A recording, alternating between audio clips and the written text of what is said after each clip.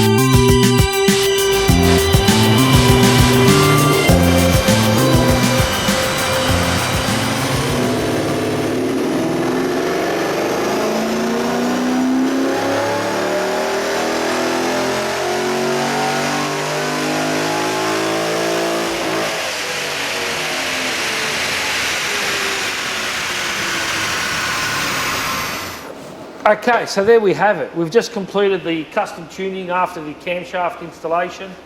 Please keep in mind this camshaft's not an overly huge camshaft. It's a direct bolting camshaft. All we do is install the cam, some valve springs to compensate for the extra lift so we don't have valve bouncing issues. And basically it's achieved a good healthy, roughly 50 kilowatts, just under 50 kilowatts at the wheels, which is about 60 at the engine.